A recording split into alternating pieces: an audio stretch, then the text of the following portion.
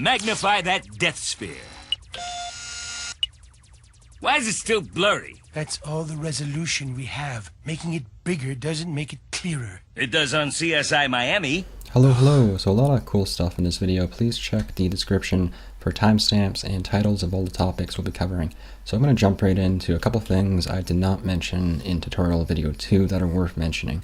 So the first thing is cropping, and I covered this in the other example video, but all you need is a video strip or an image strip, and just in the basic strip options you have crop here. So just click that. And the other thing you need to do though is also click image offset here. And then if I want to say this character here, I could just crop going this way, and then I can use image offset to offset whatever's left here so it's centered, so you can see that it did in fact crop the character as so. So next I want to cover some masking stuff. So I'm going to add a color strip here, and I'm going to call that up into my UV image editor here. So let's make a basic square mask here. To automatically close it, since I know my third node is going to be my last, I can just double click here to close it, or I could have, done the Alt-C, close the cyclic there. So another thing I want to show you is how to change the handle type, and I can best show you if I use a circle here as a preset. So to change the handle types, so this is a certain handle type here, so it affects both sides of the curve type of thing. So you do V, and you can change it here. I went to vector, which is the default one. You'll get a square type of shape here. It'll change into. That'll give you the default kind of handles and whatnot. You can click on a specific node and change that. So align single is something you may have gotten when you're doing any kind of basic masking by accident. So to change that, you just highlight it and go to vector again. You can highlight multiple. And speaking of highlighting, there's the C selection. So I showed you the B for box select. There's also C as well. So you hit C, it'll bring this up, and you can click and drag over nodes. You can release at any time and just single click nodes, whatever, or click and drag over whatever. And when you're done selecting, you can just right click, and then you can do whatever you want to your selection. So the other little thing I want to mention, actually there's two things I want to mention. The next one is another way to do keyframes, which is probably more intuitive. I make a basic mask again, and I want to put a keyframe at this point here. Well, I could go down here, right? The other method is just hit I while I'm hovered into the UV image editor here. So just hit I, and you see it puts a keyframe in there. And I'll just go over to here, and I'll change this location a bit, and I'll just hit I again. And because I'm really zoomed to many frames here, you can't really see the spacing there. But to undo a keyframe manually, you can do Alt-I. So that will get rid of the keyframe, and I'll just undo that. And so I'll show you, it just moves like so. So if you remember, if I bring up the dope sheet here, the way I told you to delete keyframes was via the dope sheet, at least for mask keyframes here, but you can use the Alt-I command as well here. So we're going to do the mask here, and zoom in, zoom in, and so you could click this and hit X and then delete it. So you can also move the keyframes here via G, and if you use S, you can also scale them. So if I had a lot of keyframes and I hit the scale S, I can change the spacing between them to add just a random kind of effect to it if I wanted to, type of thing. So again, G, S, and X for delete are the three things you might use in this viewport here, the dope sheet, and again it's under mask here. Okay, and the final things for masking is maybe you don't want to use this thing to see if your mask is working correctly. Well, you can actually use the UV image editor here, and to do that, you under mask display here, and again it's just N to call this view up here. So you hit overlay here, and you can change this from alpha channel to combined here. So you can actually see what the mask looks like rather than putting it into the color strip and looking it up here and having to hit refresh all the time here. So it'll save you some time in that respect. And you can change the dashes and the lines to something that allows you to see what's underneath them a bit easier. And if I had a feather here, it would let me see what's going on with that a lot easier type thing. So I can make like a flashlight effect almost here if I want to. One little thing, Control N. I'll just show you that very briefly. I'm going to make another mask here. And I'm going to get rid of the overlay and put this back to outline. It's a bit easier to see, and close the cyclic. So say my handles are kind of all over the place here. An easy way to add a bit of order and to fix my handles is Control N. Well, I have whatever I want selected, my shape for example, Control N. And what this does, I'm just going to undo it so you can see here, is you kind of notice the handles are kind of oriented along the same kind of angling here. So it normalizes the angles of the handles specifically here. So it's a way to add a bit of order to your shape if you want something more smooth as well. So that's what I mentioned that. So next thing I want to go through is reversing strips. So if you remember, I showed you kind of two ways to reverse a strip. So I'm just going to play a clip and show you a third way.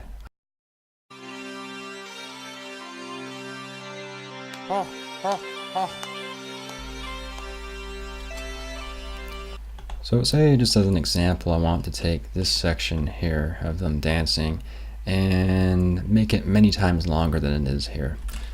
The easy way would be just to reverse it and go back and forth type thing. So like this, and then back and forth type thing. So you can do that by either putting hard cuts on the end here, or my method is just to duplicate meta and then reverse, and the other method is to hard cuts and then duplicate and then reverse. So with the meta strip, the advantage is you can undo the meta strip at any time.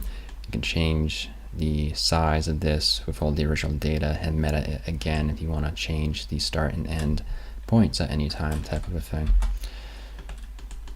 So say for example, instead of going back and forth, I want to do something like up to here, then I want to go back and then back and back and back, and then kind of just do whatever my cursor is doing and apply that to a strip in a strip form in my timeline here. Well, how would I do that? Well, you could actually do that using the meta strip method, but the thing is, it's very hard to keep track of the start and end points of your normal and then reversed strips. So the method I would recommend you do, or another way of doing it anyways, is using speed control. And I'll just show you a completed version of this here.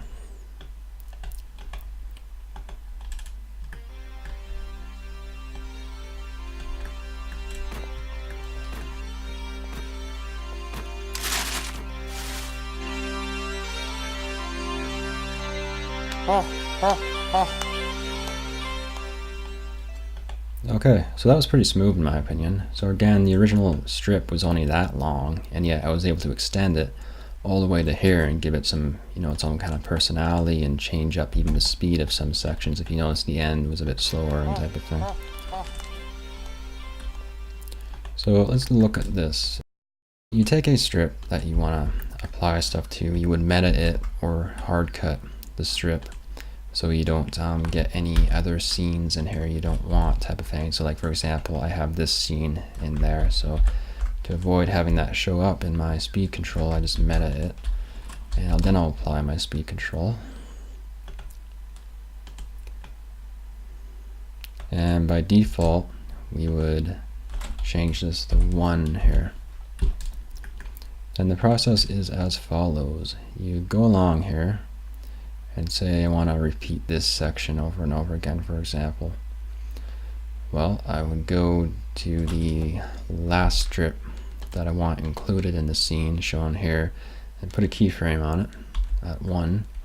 Then I'd move to the next one and I'd go -1 and put a keyframe there. and I'll just hit home when I'm in here to show you what's going on here. So basically we're jumping from 1 here all the way to -1, and this might as well be a straight kind of jump down type thing, because you can't access the stuff in between here because the frame starts there and it's just 1 frame at this point, 1 frame at this point type thing. So each time you do this, you need to hit refresh, unfortunately. But let's just look at this, what it's going to do. It's going to play it, it's going to go back, and then it's going to go back to the very start, which is here again. So basically I would follow along with this, and I'd say, okay, I want to have it go back again at this point. So I put a keyframe again, and I change this to 1, and put a keyframe again, then a refresh again, type of a thing. So as you can see, you get something like this. So I would basically repeat that process throughout, and you could do it manually just by typing in here, or you could also, for example, let's delete all these keyframes, for example, and I can just apply a bunch of keyframes if I want something kind of random. And I could change the interpolation type under key, interpolation type, and just go for constant here. So what that does is if I move something, sorry, a specific keyframe down, it's going to be a jump basically. So I can move it down back to 1 here, and I can move another one down to 1 here. And so I would just get jumps from 1 to -1, and this is kind of the basis of what we did in the other ones there. And I could duplicate this, and I could basically come up with a artificial random one type thing. And then from there, I can manually adjust depending on what I want, basically. When doing this, please note, you should probably extend your strip to about as long as it needs to be, or longer, just to be safe. So as you can see here, I extended it way out here. And the reason to do that is that if you play with the start, or even sometimes the end of this strip, it can mess up all of the frames and where they are referenced according to the keyframes for some reason. I think it's a bug. I can't really say, to be honest, but it seems to happen kind of randomly. So what I recommend is basically extending this pretty far out so you have enough space at the start, and then applying your keyframes, and then for your next scene simply put it over top. So if I want to jump to another scene, for example, so this scene here, I would just simply put it over top, and I'd build over top of it, and I could build back down afterwards if I wanted to, type of a thing. So that's what I recommend doing. And then you kind of notice, I'll go back to my original one because it's a bit more laid out, a bit better. I have these things here, and these are basically single scene corrections here. So if I just mute this, why did I put that there? As you can see, we have a jump here. So it's basically for a single scene, we have something weird happening here. So if you look at your original footage, in this case, look at it again here. We go frame by frame here. You gotta notice it's 1, 2, 1, 2, 1 there. So 1 frame, 2 frames, 1 frame, 2 frames. So it's basically 2 frames per movement action here. So taking that into account, we kind of want 2 frames per thing here, or more in some cases. So I'm going to have 3 frames in this case. So what I did was I simply took a snapshot of the frame before, because this ribbon only moves for this 1 frame, so it looks kind of weird. It's very jagged looking, if you kind of notice there. So to fix that, I simply take a PNG snapshot of a frame before and just import it and lay it as a over top. An easier and better way in many cases is to take this meta strip into speed strip and simply meta it again, and then find the strip you want. So this one in this case, put a soft cut, and then I can simply use this instead. So I can delete that, and you know, it functions the exact same. It's very easy to do type thing. You don't want to, and you cannot effectively simply cut a strip out of here and place it over there. You need to duplicate and then do that method, or simply take a PNG snapshot. Okay, so I want to cover something, a bit of a side note here that you may or may not want to use.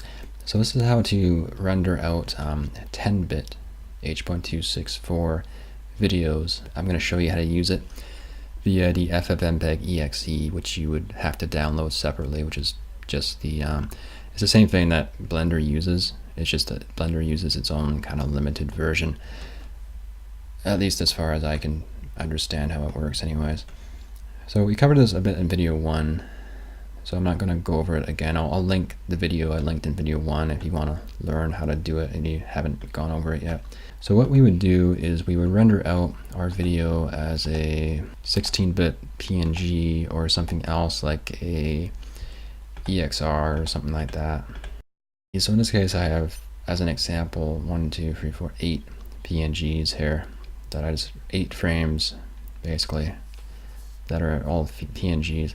So my original footage was 8-bit h.264, and I transcoded, aka rendered, to 16-bit PNG images, and then I'm going to render using FFmpeg to 10-bit h.264.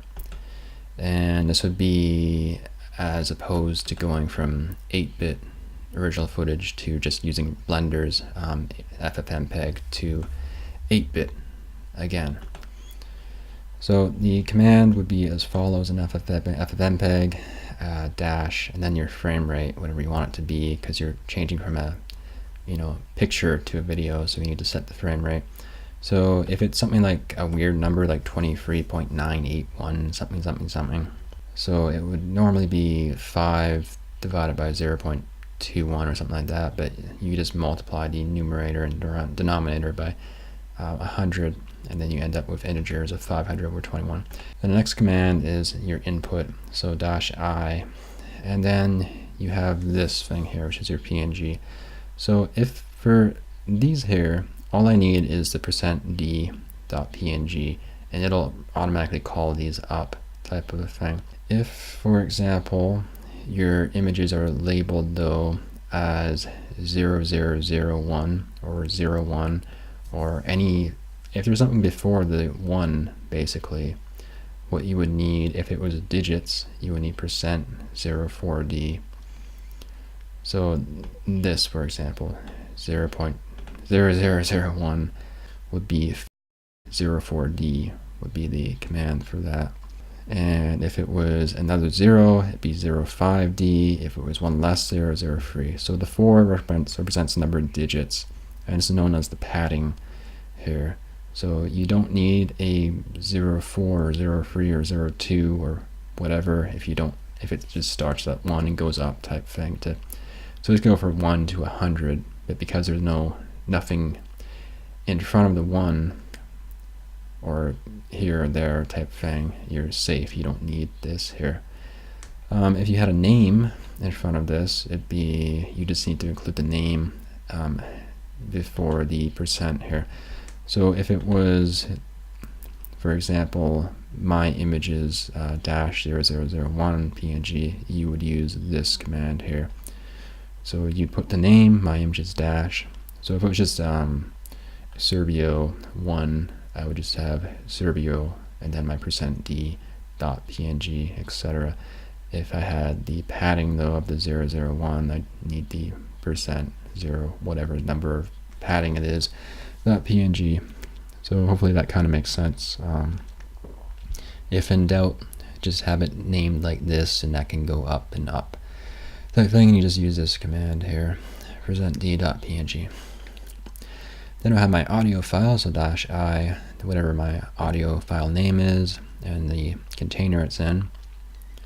And then this would be a generic codec for the h.264 codec here. So see video, and then my library 264. This next command is the quality setting. So CRF goes from 0 to 50 in many cases. So CRF of 0 would be lossless as lossless can be in this case. Anywhere from 0 to 10 would be probably the range of lossless to perceptually lossless to high quality. High quality is probably about 8 or 9 or 7 probably, and perceptually is probably like 3 or 4 probably, I'd imagine, as a number in terms of Blender's settings anyways. I don't know for sure what they are exactly, but then this generic command here basically sets the color bits to 10. And then I have my -c copy. -c copy is basically a command to say that I just want to copy the audio into the video. I do not want to encode again. So if you remember, combining video to audio without transcoding would be this command here. So it's just specifying an input as an MKV, an audio input as a WAV, and it's just saying the command, I want to copy the audio and combine it with that and make a new output called output.mkv. And again, I'm specifying the container of the output here. So I could make that AVI or something like that, so long as it's supported by FFmpeg and whatever libraries I have included with the FFmpeg version. Okay, so let's just go through this. So I typed it out ahead of time here. I just took out the audio and the C copy, and we're just going to render this out. I'm going to render it as h.264.mkv in this case. Okay, so something like that should probably happen. And what you want to do next is you can either look for it in there, or you can just, might be easier just to do this. So FFmpeg again, and I'm calling up as input whatever my name h.264.mkv here, and I can check it here quite easily. I could see that up there as well. I'm just going to check it via this. So what I would look for is this here, YUV 410p10LE. So yep, so this is 10-bit. That's what it tells me. If it was an 8, then it would be 8-bit. If it's something else, then it's something else. So, and you can check your FPS. You can check the other stuff here, and your audio file will be here too. If it was, you know, whatever the duration, the resolution, etc., etc. And we're just gonna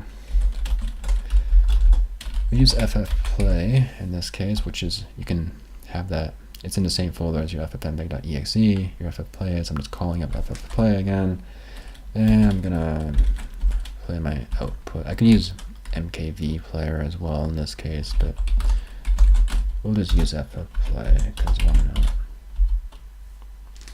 That'll bring that up, and as you can see, it's fairly not much to see, really. Looks okay, I guess, as far as okay looks. You can't, I'm not necessarily going to be able to see much difference, but it does look kind of nice, in my opinion, anyways. Looks fairly clear. Okay, so all I want to show you, I will post this stuff here in the description in case you want to go through it. I recommend just writing down a little notepad and just including it in like an FFmpeg kind of whatever folder you have, just to drop stuff in and then render it, and then you can just put it wherever you want it type thing. For this next section here, I want to show you how to zoom in to an image that's bigger than your workspace. So this is a huge image I have here that I made up in Inkscape. So it's 11,000 pixels and by 10,000 pixels basically. And the area you see here in turquoise is a 1080p square. So the effect we want to do in Blender is basically zoom in, zoom out so we can see this entire picture, and then zoom in to the text and the thing here. So like so basically. Like this. And the intent is to have it as clear as you see it here coming up in Blender. So how do we do that? So let's go into Blender here.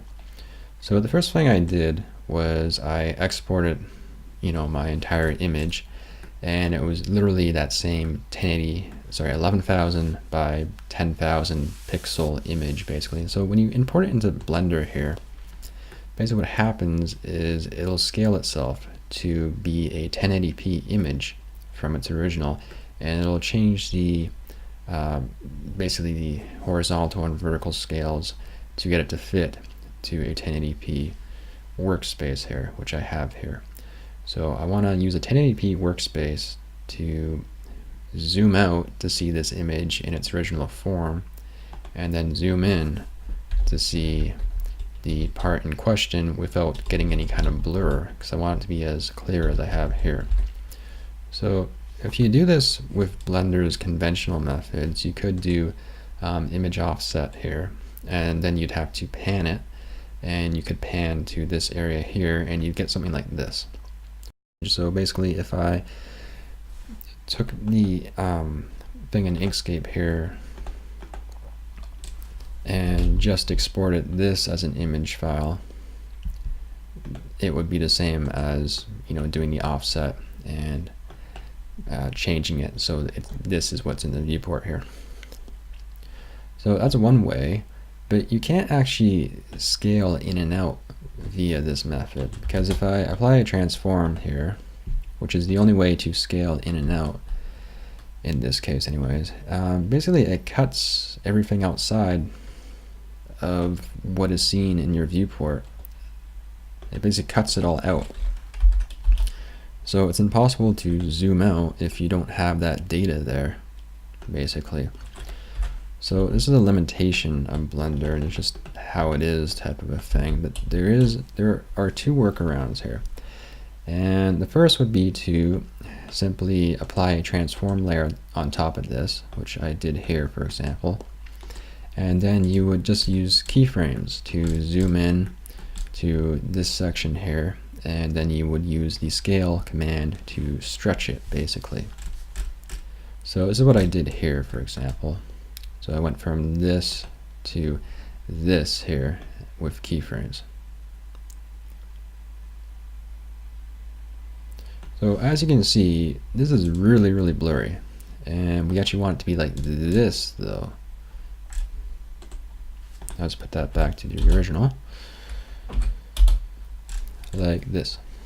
So it's a huge difference there, and we don't want it to be blurred like this. So the workaround here is to use the 3D viewport.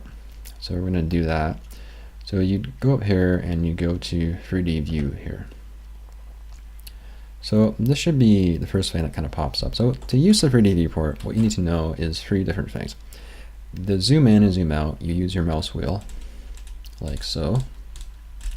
The other one is how to pan, and you do that by holding shift and then clicking your mouse free, in this case our mouse wheel down, and then we just move our mouse to pan, basically. So again, shift plus mouse free, which in this case would be our mouse wheel, clicking it downwards, and then just moving our mouse to pan.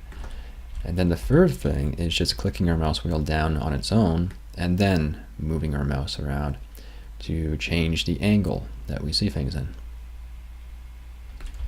So by using those three in conjunction, we can move stuff around to see what is what. And then there's the other things you need to know. So to get different kind of views, like I'm doing here, you need to use the number pad. And I, for one, can't remember all of these offhand, but basically what you need to know is 7 is your top perspective. So if I move something and I want to go back to the top perspective, I just hit 7 at any time. 0 will be our camera view, which is very important, and you just hit 0 again to get out of your camera view. And the thing to note about this right off the bat is that how I change my camera view does not influence how I have my stuff oriented before I go into camera view.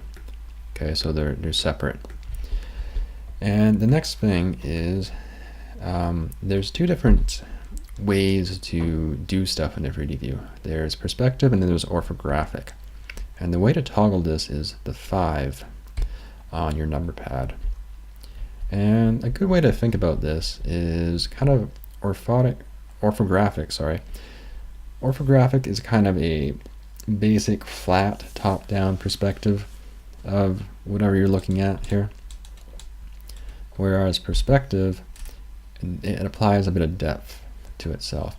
So as you can kind of see, if I pan this to the right, I can kind of see a bit of depth to my square, that it is in fact 3D here. And I pan to the right in this case, and the left in this case, up and down, you can see a depth to it. So if you kind of think of a 2-point perspective drawing of a street corner and how the edges all go back to 2 points of origin basically, and you kind of just draw lines backwards, that's kind of what's going on here. Versus orthographic, everything just looks flat. So it's kind of like a AutoCAD drawing, more or less, if you're familiar with AutoCAD. So you have to kind of decide offhand which one you want to use. We're going to use perspective. I'm going to show you how to use both, but we're just going to use perspective to start out because it is a bit more intuitive. Basically, this 3D view is a 3D kind of space, and by default it has 3 things. It has a cube, which is just a default object, and it has this thing here, which is a lamp, and it has this thing here, which is your camera here, if you can kind of see. So from the point here, looking in whatever direction, you can pretty much picture this box here as your 1080p viewport here. So whatever is being seen through here in the confines of this box is what we are going to be recording and putting into our timeline pretty much. So that's the purpose of the camera. Okay, so the first thing we do here is we don't need the cube, so we just highlight it with right click and just hit X and then delete. And we're gonna do Shift A and mesh and then images as planes.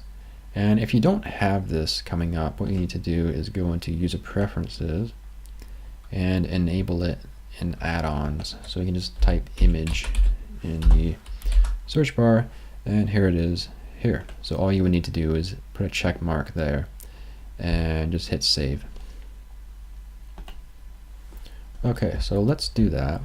The first thing to note is if you left click anywhere, you move this thing here, and this will decide where you input new stuff basically. And I'll show you how to align it manually here. There are some hotkeys here, but we'll just align it manually. So we hit N to bring up the options tab, similar to the other ones here. You can assign the 3D cursor point here. Because it's a 3D space, you have an X, Y, and Z coordinate system going on here. So we're just gonna hit zeros for all of them, which is the default again. Do Shift A, images as planes, and we'll just toss this in here. Okay, so what you need to know is when you toss stuff in here, it's not going to be as visible as you might think. So what we can do immediately is just hit S and just scale it up a little bit, and just left click again. So we're just doing a manual generic S. You can just do whatever in this case. Then next we're going to use the rotate command. So we hit R, and then we hit we want to rotate this so we can see it. So in this case we can toggle between X, Y, and Z. So in this case we're going to hit Y next. And you can kind of move stuff around and see the kind of axis you want, because we want it pointing outwards so we can see the entire plane type thing. And you kind of notice at the bottom here, the rotation is kind of telling you what the values are. And so this will tell us we need a rotation of -90 in this case. So I can just type -90 and 90 in here to get it exact and just hit enter like so. So next thing we're going to do is we can't see the image here. So to get around that, you go down here and you need to change your viewport. So we need to change to texture in this case. Okay, so our image has popped up here, and I want to rotate it though, so it's in the right rotation. So I get R for rotate, and again I can just see from below that it needs to be 90 here.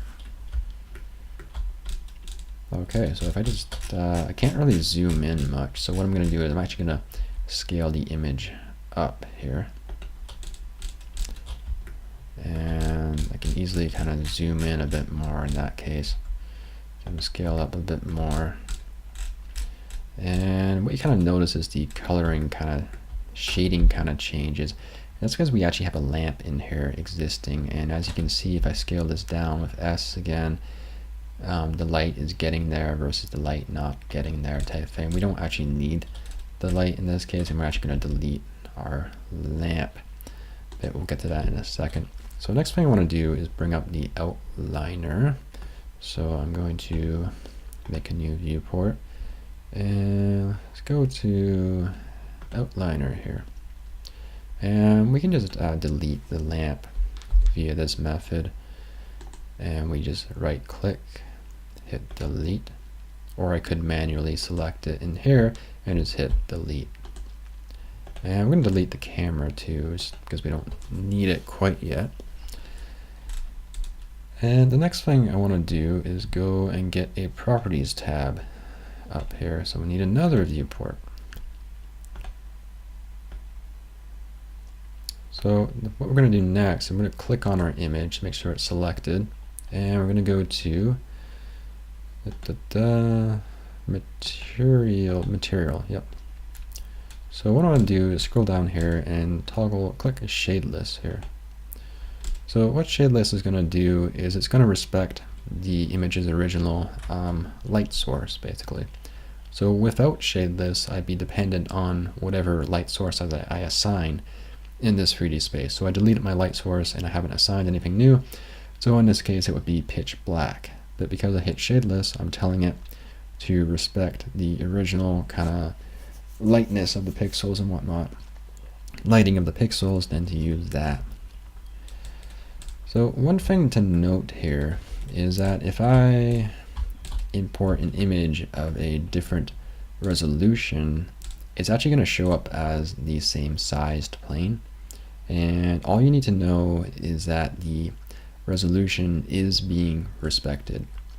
So even though I insert a 480p image and a 1080p image, and they are both like the same size here, the resolutions of each of them are in fact being respected. So it's not something you need to worry about. In terms of Blender's units, it uses its own, by default, I think it's just an arbitrary Blender unit. So the cube, for example, was 1x1 or 2x2 by default of these units, and you can assign what these units relate to. So you could assign them to the 1 unit is equal to 1 meter or stuff like that. Under the, I was told it's under the user preferences somewhere here. I haven't been able to find it though quite yet, but we don't need to worry about that for this. So all you need to know is that the units are in fact being respected, and if you want to go through that process and fine-tune things and understand how that works, I invite you to go through the link I will be posting below, and this is the manual way of actually doing everything that this command actually does, because this command didn't always exist. It's actually, and it's an add-on command, right? So there is a way to get your image as a plane manually, but it is a very cumbersome process and method, but it's very good to actually do it so we can learn how things work, how the resolution and size of the display work in conjunction with each other. So what we're going to do next is we're going to assign camera here. So what we're actually going to do is use, just by what you see here, I'm going to zoom in like so, pretty much, using a camera, which is just a 1080p kind of a snapshot. So if I take 1080p snapshots moving inwards to my text like so. So to do this, we need to assign, and in this case add a new camera in. So it's going to add in camera. And next thing we're going to do, and this is an important one which I always forget the hotkey to, if you go down to view and align view, we're going to go to align active camera to view, and the hotkey for that is Control Alt and number pad 0, and this is one we will use a lot. So try and remember where it is here under view, align view, and it's align active view to camera. So it's going to click that, and a camera pops up here. So I can pan here and zoom out, but to actually select the camera and have the camera pan and zoom out, what I'm going to do is, with the camera still selected, so I've accidentally unselected it, but to select it again, you can just hit the border of the camera here. I'm going to go to the N options and hit lock camera to view. And now, when I use my scroll wheel to zoom in and zoom out, it's moving the actual camera. So what's happening here is I'm actually outside of the 3d-viewport's workspace, so I actually need to scale my plane down in this case, and that should be good enough. So again, don't worry about the scaling resolution and whatnot. The resolution is being respected regardless of how big I make this plane in the 3D space. All I need to worry about is my camera here. So to zoom this whole thing in, I can just unselect that and just use my scroll wheel here to get a better view of things. And this window is a little small. Just expand this out a bit.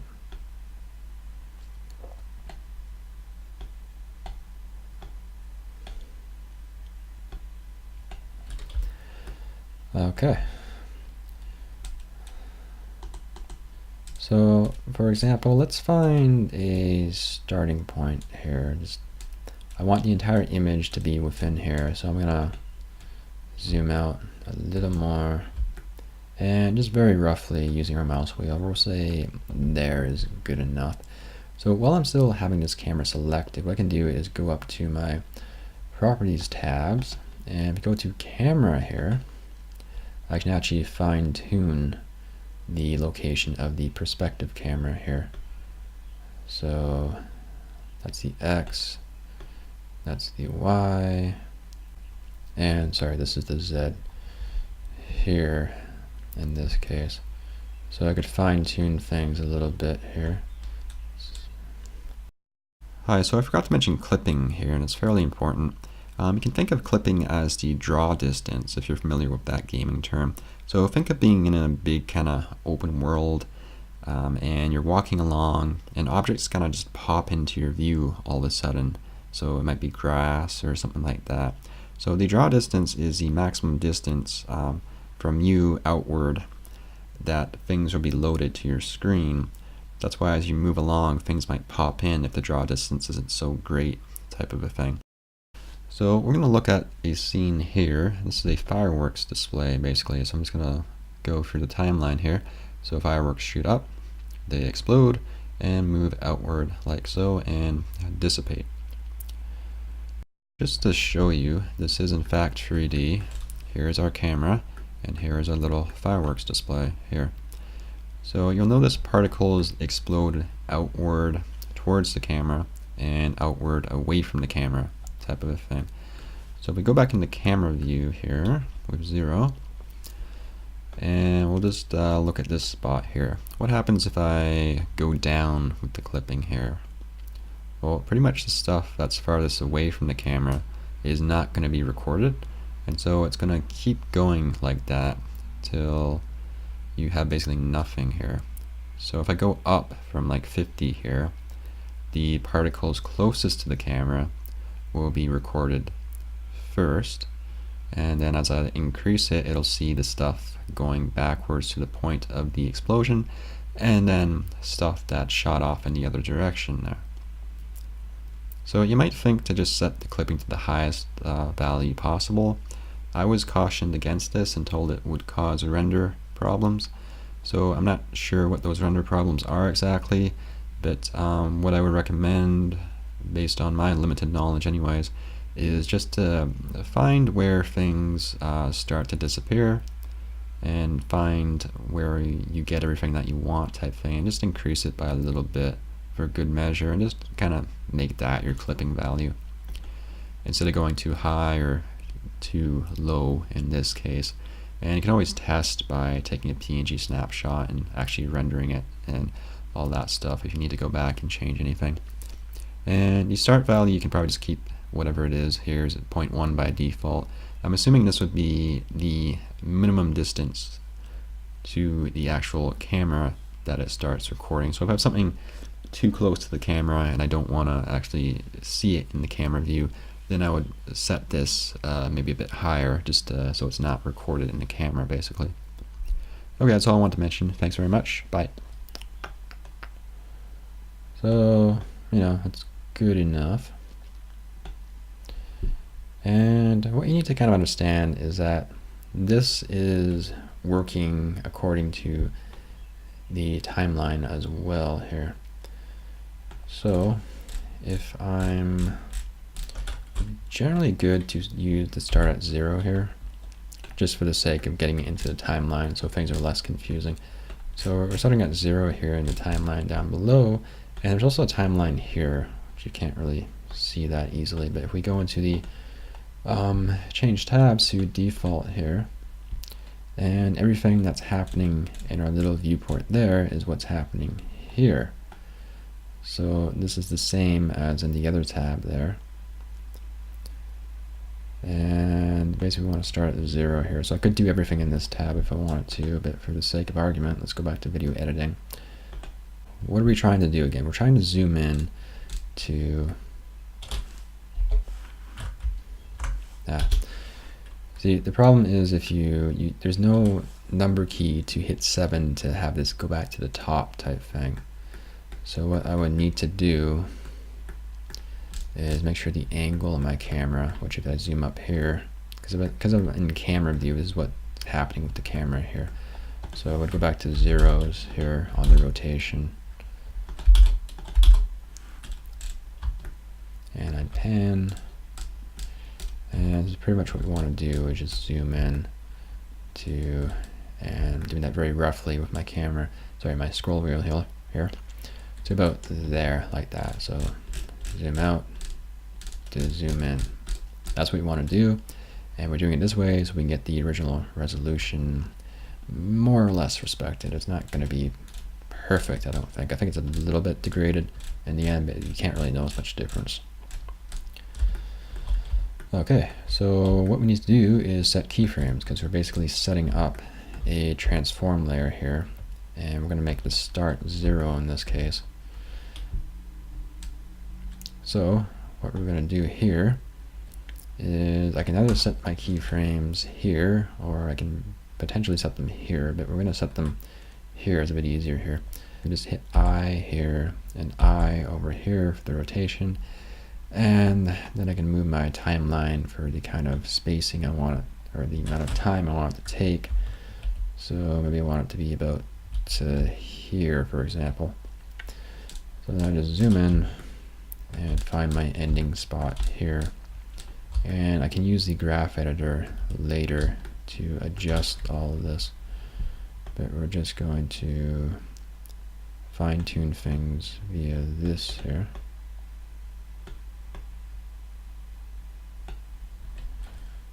Okay.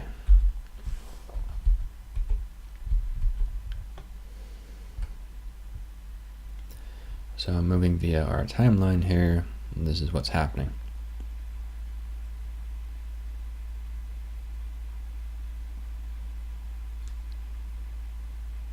So for the sake of making this a bit more interesting, we're going to add a little kind of change here. In between, I'm going to have it zoom in, and I'm going to change the angle here to down to here. So I'm going to have a little kind of pit stop here, and see how that looks here.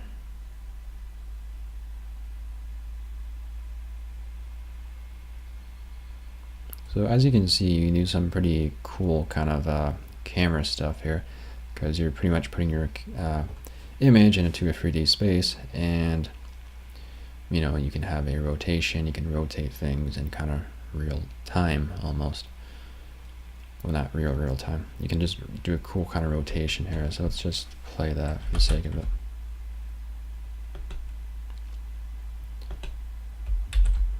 So you can do plenty of interesting stuff like that. You see like AMVs, and they do like that crazy pan stuff into images, and they don't actually get any kind of pixelization going on, so no pixel blur. This is probably a similar kind of process they're doing here, but they use a different program to use it to do it type thing. So you can actually do this in Blender is what I'm trying to say, I guess. Okay, so that's pretty much how this works. So how do I get this into my viewport here?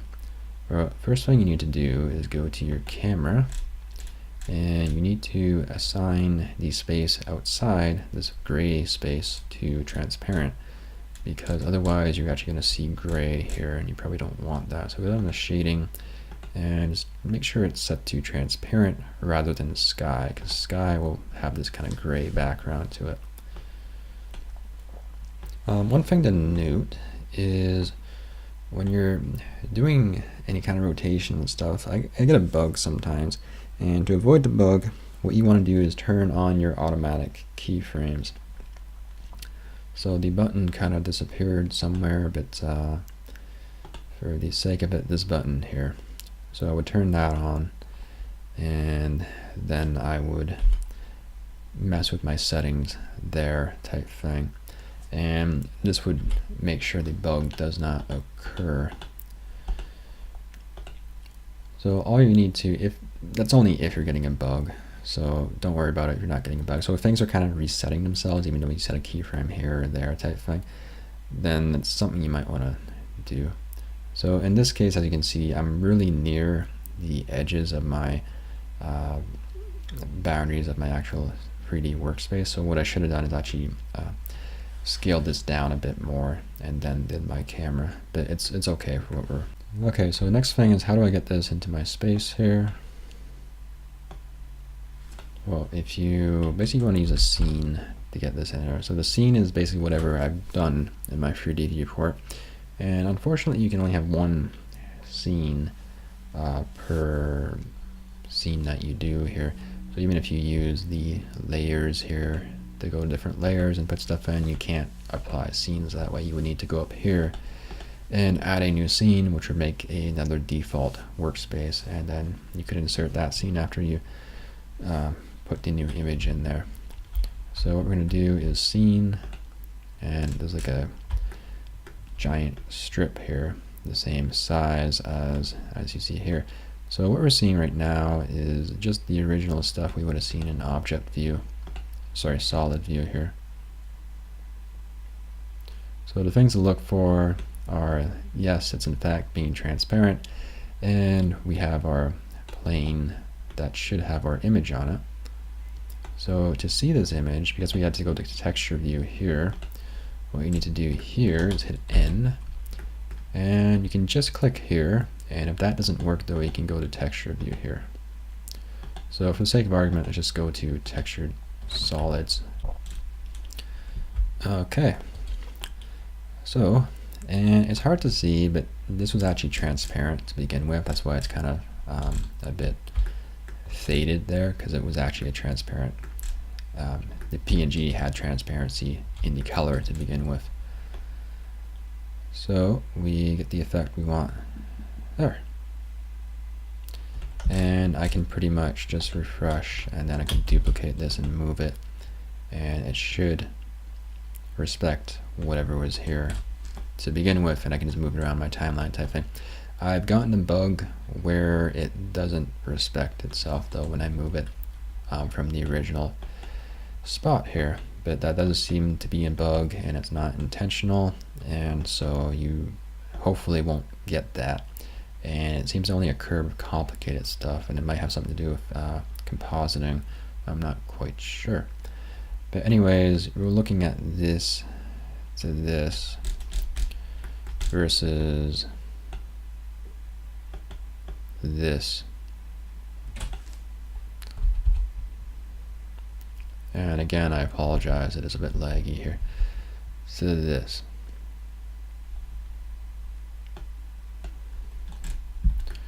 So a pretty big difference there, if you ask me. Nice and blurry, nice and clear. So that's all I want to show you for that. Next, we're going to look at subtitles, and I'm going to do a very generic subtitle to begin with.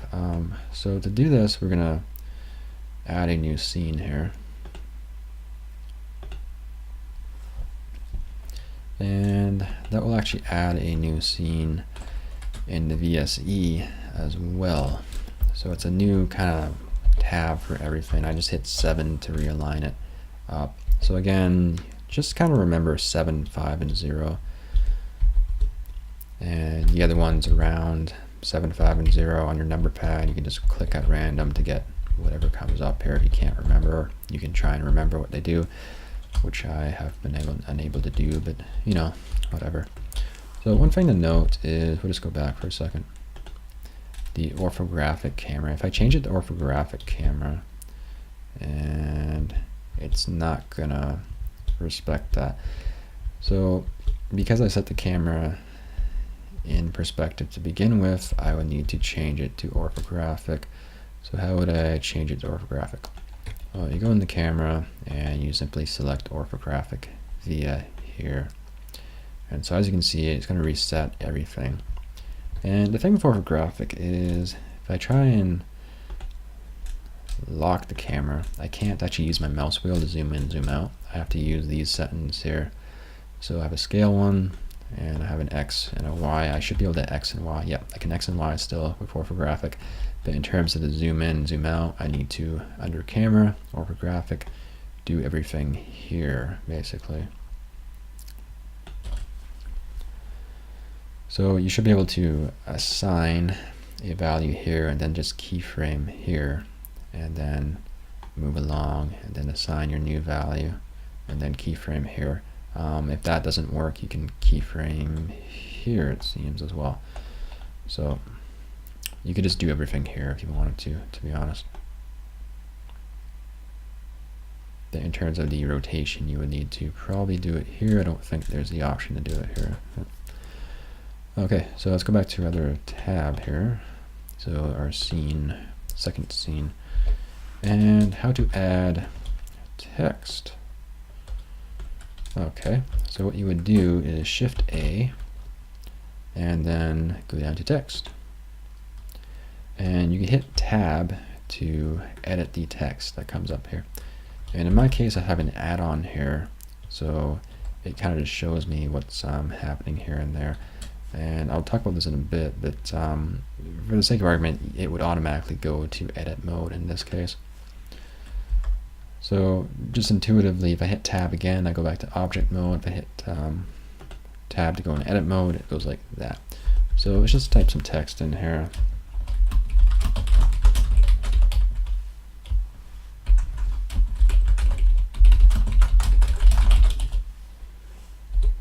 Okay, and I hit Tab again to get out of that. And I'm going to zoom out here. And let's just kind of just move that with G. So again, the movement commands are the same as any other stuff, and I use S to scale it down. And for sake of argument, let's just get everything within this grid here. So I'm going to do basically the same thing I did before, but before I do that, with the whole camera thing, I'm going to go here to the F here. And these are the text settings basically, and you can mess around with these settings. A few you might want to look at though are the extrude one. So this basically adds a bit of depth to the text, as you can see here. So a bit of personality really to the text, versus a 0-1, which would just be flat. And we'll just add a little bit of extrude, and you can play around the other settings if you want. Let's go back to the top using 7. So that's a little bit of depth to everything. And the next thing we want to do is come down here, and we want to assign a text, a font, sorry. And under regular, you just go here and load a new font file. And the default font file is located under, okay, so it'll be located by default if your main hard drive is C, it'd be C, and if you're using Windows, it'd be Windows/fonts. Otherwise, you need to go in and find wherever your font file is being stored on your computer. So you could, I'll put this in the description, you can just copy and paste it. So, and these are different fonts. So I could, open this in a separate folder, Explorer, and look at it there. I can also look at it here by changing the display type here. So I usually click random buttons till I get what I want here, but here. So this button here is going to display the thumbnails, and it's a pretty good way to see what each of these text files looks like. So if I wanted to, I could open this in my file explorer and get a better idea of what it's like. But this is fairly okay for what we need. So we're just going to choose this one. And as you can see, it applies it like so. And I'll let you kind of mess around with the other settings on your own time. You can just, apply stuff here, see what it does and doesn't do.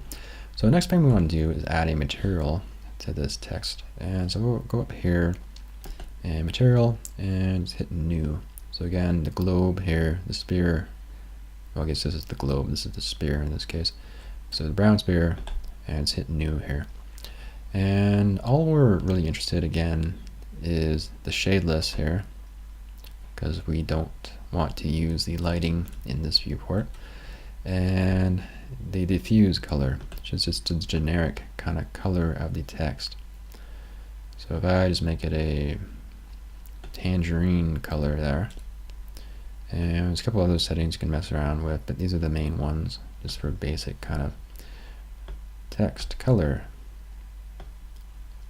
Okay, so we assigned a font, we assigned a color. Let's see what this actually looks like. So again, we're going to do Shift A in here, and we're going to scene 1 in this case. And I can't see anything, and that's because I did not assign my camera yet. So I'm going to do, I can't remember the hotkey once again, but if you go down to View, Align View, and Align Active Camera to View, but we don't have a camera here yet, so we need to insert a camera here. So let's do Add Camera, and again, let's do Zoom Out again. View, Align View, Align Active Camera to View. And with the same method, we're going to use perspective here. So I just kind of do that, and I'm going to unlock the camera to zoom in to make sure everything is kind of the same kind of scaling proportions I need it to be. And I want to move things around a little bit because I'm not going to see this grid here. So I could move the camera more accurately in reference to objects in the 3D space and the origin here, but for the sake of just getting things and showing you, I'm just gonna do it like this for now. Okay, so if I refresh, this shows up like so. And again, I'm getting this kind of background thing here, so I want to make sure it's set to transparent here, because even this tab has changed itself, so even this is what you need to worry about. And this percentage scale, make sure it's 100%, or you might run into some issues with some other stuff here. Okay, and I could add an image here just to show you what's going on here. Just add this one again.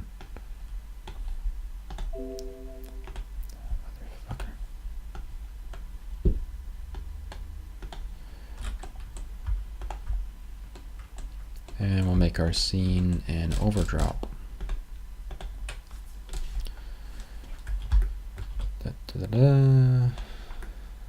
Okay, so as you can see, the lighting not so great. So we could fix that. And just make sure we have shadeless here. We do in fact have shadeless. Let's add a little bit of, I could go down here and add a modifier, for example, make it brighter.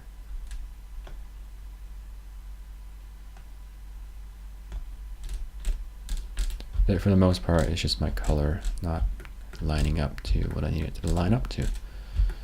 So you can add various other things, but for the most part, this is how you put text in via, well, 3D text anyways.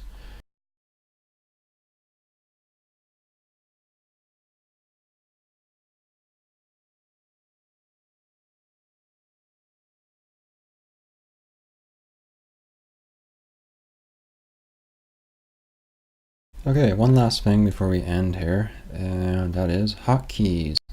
So you might have gotten a bit tired of going up to here and clicking stuff and finding it and all that stuff and having to go back down and this thing moving all over the place type thing. Well, what if I told you could just hit a button and automatically get what you need to get?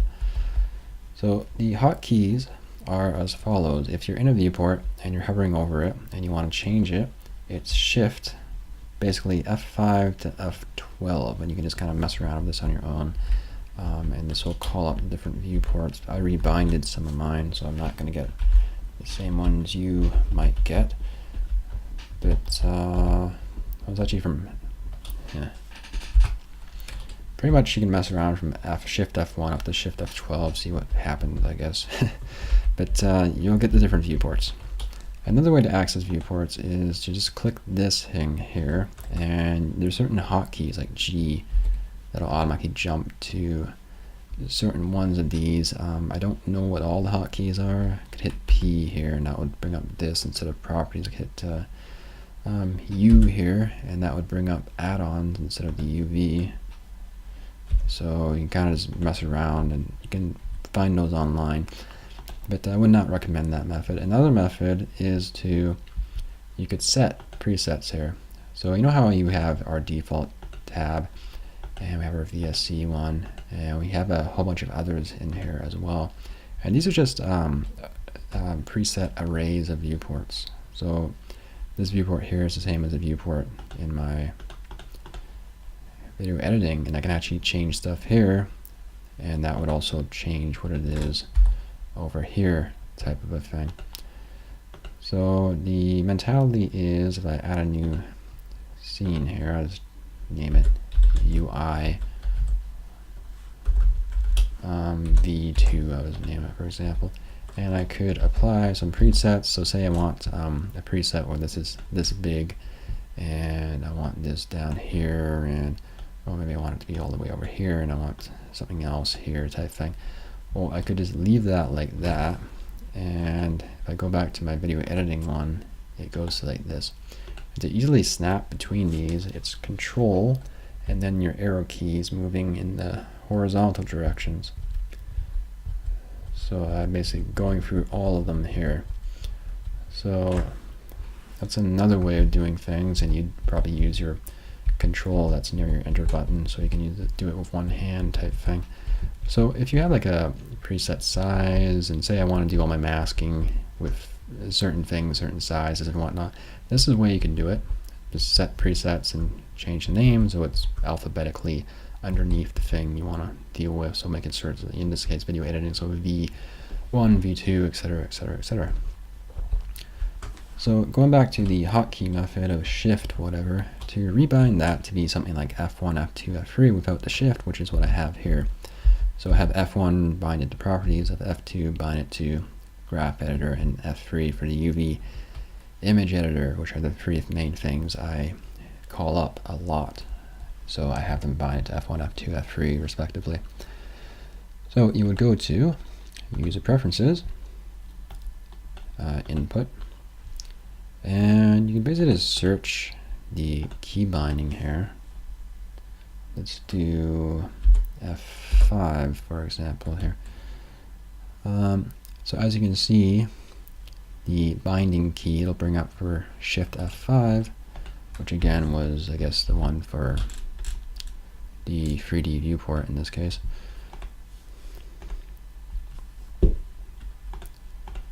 Is so and so. So let's do, so you basically click here and you'd press your key and you'd get what you want basically. So I'm going to rebind it to Shift F5 in this case. because it was that beforehand. So I would just enter the new key, F1, F2, F3, etc. If I want to check to make sure there's no overlap, I could just hit F1 to begin with and see what that brings up. So it's not something I need. I can just unbind it and replace it with the other thing type of a thing. So the other thing I was mentioning is pie. So if you kind of like those pie chart things I was doing before, I'll just show them in a bit more detail. So Q in a viewport, in the 3D viewport, would allow me a way to call up the number pad commands and a few other little things, align active camera to view.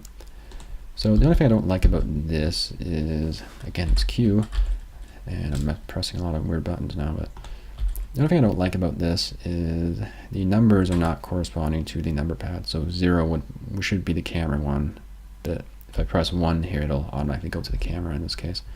So I don't really like that, but in terms of being an easy, intuitive, readable UI for my number pad keys, it's okay, and it gives you access to other stuff like that.